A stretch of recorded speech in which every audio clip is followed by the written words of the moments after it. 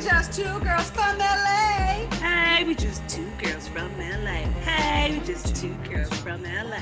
I'm Ingrid. And I'm Shalane. And we're here to stay. We're just two girls from LA. Hey, we just two girls from LA. Hey, we just two girls from LA. Hey. Shout out to our boy Spider for that dope ass track and for J Hill for writing those rhymes. Hey, now let's start the podcast. Hey. Welcome to the podcast. Hey, welcome. It's our first episode. Hello, world. Hello, everyone. Hello. How are you all? I hope you guys enjoyed our beat that we introduced you. That is professional people here. We can rap, sing, edit, make movies. These are just two girls from LA. Yes. I'm Ingrid. I'm Shalane. Hey, everyone. I'm so excited today. This is our first episode. So how are you today? I thought you talked to the people. It's so funny. I know they can't talk back, so I'm talking to you. How are you today? I am, you know what? I am blessed to be alive. I am happy on this wonderful day. And I'm just looking forward to what's coming in the future. I know. How was your week? Everything was really good. I had some stressful days with work that I got past. And the funny part was this time, the stress it was on me till Tuesday. After Tuesday, the stress left and it went on to somebody else. And people in the offices were kind of stressed. So one girl, I actually had to take her out of the office. And I was like, let's go get donuts. She was like, okay. And I was like, the whole point was getting out, just taking a walk. And that was the perfect thing for us to do. You get out in that crisp, fresh air and then walk a little bit, eat some sugar, calm down, come back, and you're better. That's the goal. Okay. Well, you know what? You are fortunate to have a job. Yes, absolutely. So many, and our prayers and thoughts are with you that are struggling right now, because of everything that's going on in the world. Yeah. So, that's a blessing in itself. Yeah. Every day. That to even complain about. No, especially with job rates increasing, going up and up, and the way the world is right now. Some days you forget that for a second. And then you just got to center yourself, which is where we walked away, came back and was like, oh, I'm so happy I got this damn job. Yes. Really Grateful because they're good problems. Yeah. Because it's, some people just don't even have it. Absolutely. Absolutely. How was your week, sweetheart? What did you do this week? What was exciting? Can you hear me? No, I'm thinking. I was like, ooh. What did I do this week? It was so hectic. It was so hectic with everything, just doing everything. My daughter's been sick, and we have a ray of hope that she's a lot better. So that's a wonderful thing in itself. She was a premature baby, born with a lot of digestive problems, and they still act up, and so I'm just blessed that she's feeling a lot better. So just dealing with Jazz this week. So yes, I saw most of you guys will hear a lot about Jazz. Jazz is the honorary member of the Two Girls from LA. So we have a few honoraries, so you'll get to meet them. Exactly. Which brings us to a point that we want to make sure on our first podcast we really emphasized and talked about, because it's something that's important to us, and it actually is us. The whole point of it, we are two girls from LA, but we are two friends, best friends, that found each other in LA, and it's all about that friendship. This episode is all about friendships and really, honestly, what it means to be a friend. So, let's start out. We met in the 10th grade at University High School. Go U-Town. I think they're now Wildcats, but we're always a warrior. Once you're a warrior, you're always a warrior. UNIVERSITY. Yes. Okay. Always. For life. And it's funny. I think I told this story at your wedding. I just thought you were strange, What? Actually, that's okay. Strange is in. I think we met through a mutual friend. Mm-hmm. We met through a mutual friend, and I think it was maybe nutrition or lunch or something. I remember we were in the cafeteria. And that's where that was weird, because I eat weird things. I did back then. Now my stomach can't do that. Yeah, but and you couldn't say mayonnaise. I still can't. It's okay. I was Yeah, like, I still can't. country girl, you know? I mean, you know what? Because we grew up in LA and I went to school with a bunch of friends that went from elementary to junior high to high school. So you have those friends that filter in as you go through, the different schools. And you were one of those ones that fed into our high school, which is the bigger one. Mhm. And that's how we met. We weren't really friends though. I mean, No, we were in 10th grade, we were we were part passing of friends. a group. We're part of a quartet. It was Yeah, that kind of merged. We had splinters that would break off here and there, and the person that we were connected to, who's a really close friend to both of us for different reasons, that person was the glue that kind of got us together. And we would do stuff with her, which means we always hung out because of her and her right, family. We were always at her family's house, and then we even started going to your house all the time.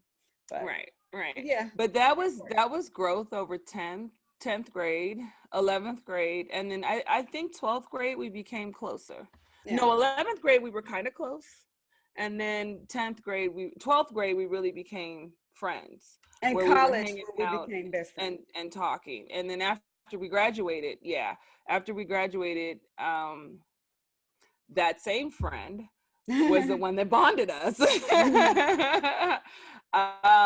We had an episode. If you want to share your episode where she wasn't there for you. Yeah, and honestly, and this probably needs to have a conversation with her at some point, especially if she's listening. Love her, love my friend to death, and Yeah, yeah, she is a part of my life for life. She's always going to be my friend. Friendships have evolved and changed, and that's okay. That's part of growth. right. Some friends who you love to death, you just don't talk to anymore, and that's okay too. It's just the nature of our life. People come in for different reasons and seasons, and so she is always a season, just a quieter season that is just steady in the background, just not necessarily in forefront. But Well, you she, know what though? I think we should kind of hit on that point because as a friend, you need to learn how to balance your friends yeah, and your man. Because good point. she Yeah. always would ditch us for her man to hang out with him.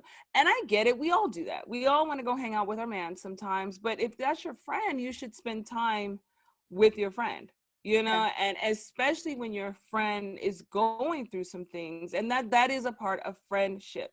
And we Mhm. probably should talk to her about that and let her know how we feel Before before. this podcast.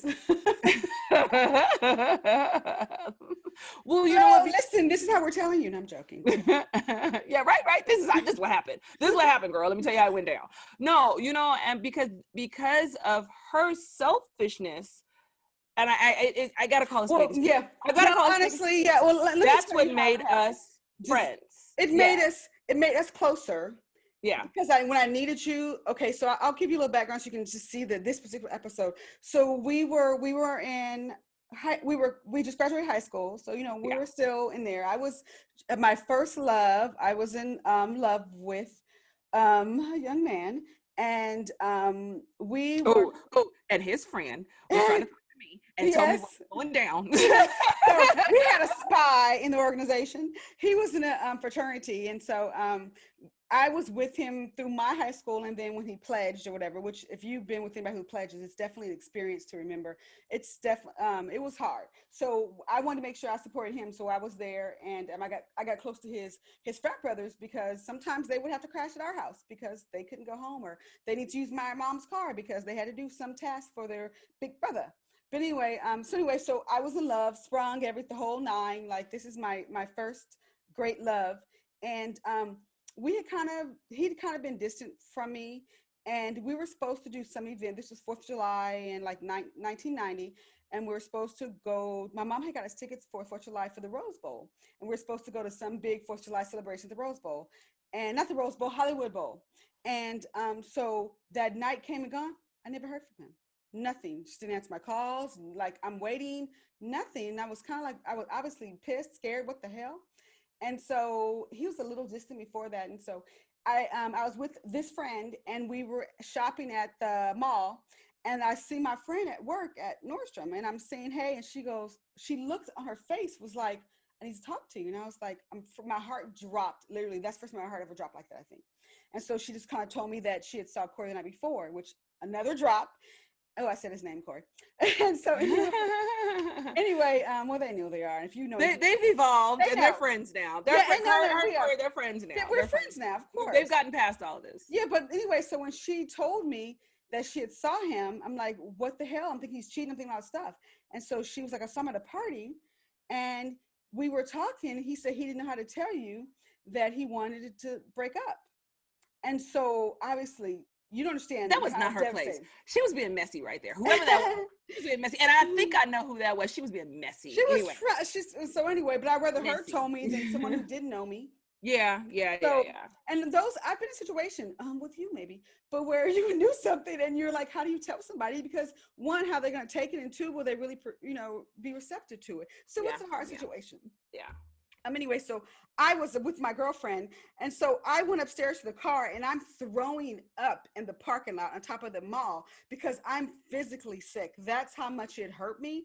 And I can be dramatic like everyone else, and that wasn't dramatic. That was real, but it probably was a little probably over real. But like I said, it's my first love. So I was sick. I was nauseous. I was like, oh my God, I need to see this motherfucker right now. And so my friend was like, I need to go shopping. I need to get something at the other mall. I'm like, what?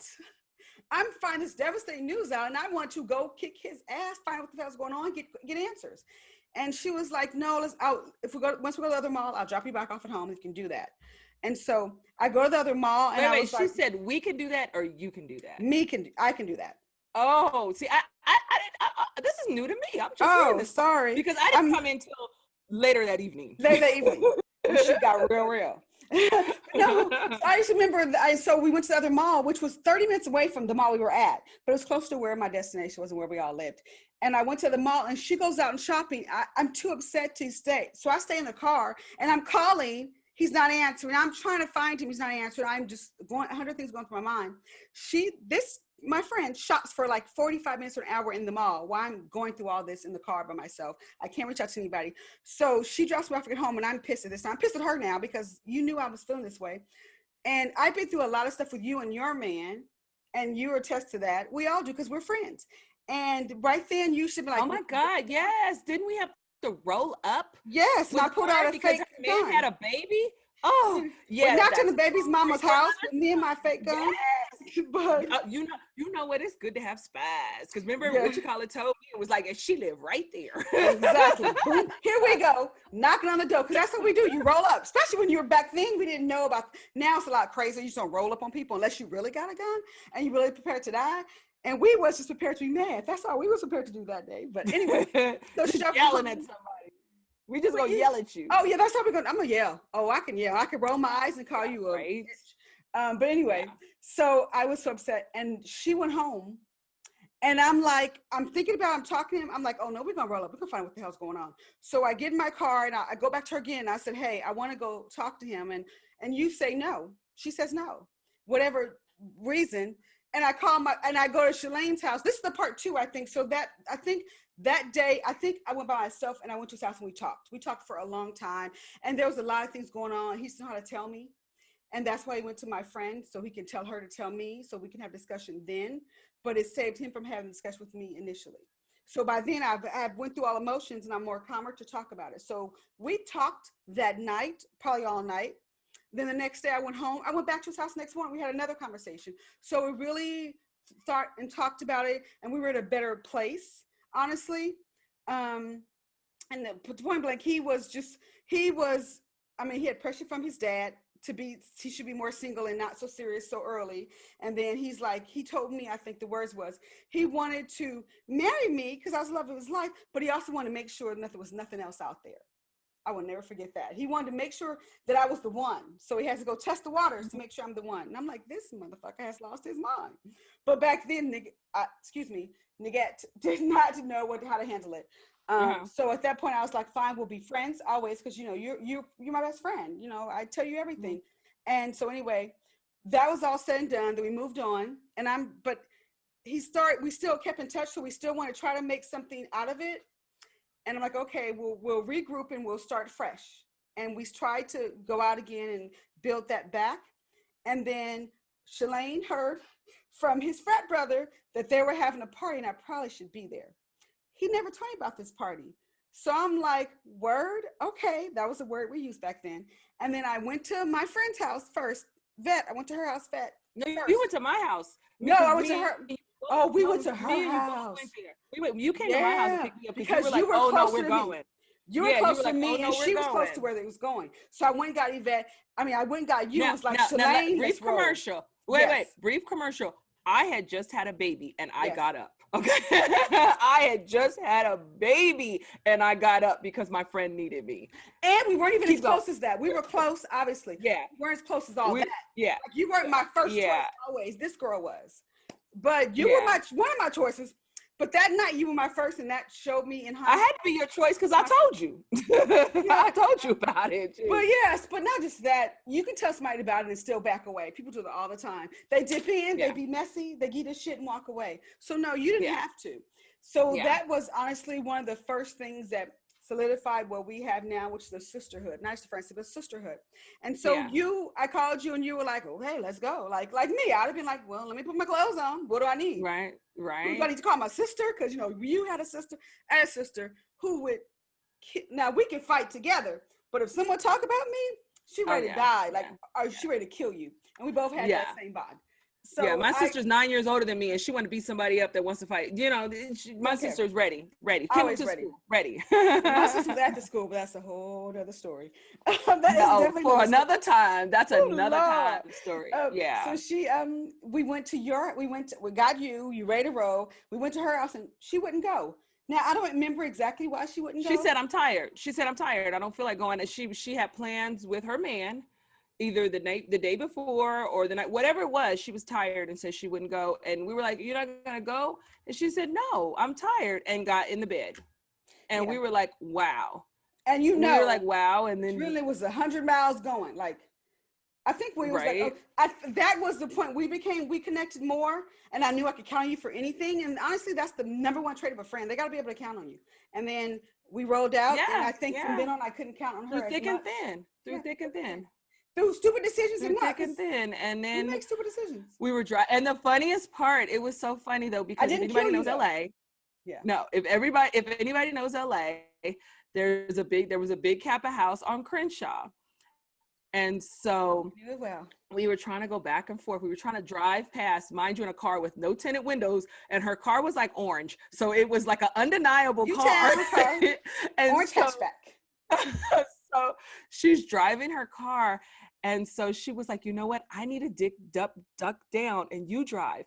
So mind you, I know how to drive a stick straight, but I don't know how to go up hills. So I was driving the car down the street and she said, turn up here. And it was a hill. So it was a hill to go up a driveway. And I'm like, I can't do it.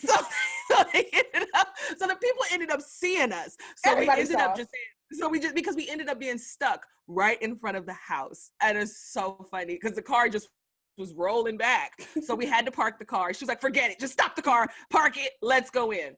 So we parked it and went inside, because people were going inside the party. So we went in and we saw the other guy that had told us about the party. We said, hey, how you doing? We walked around. We didn't see him.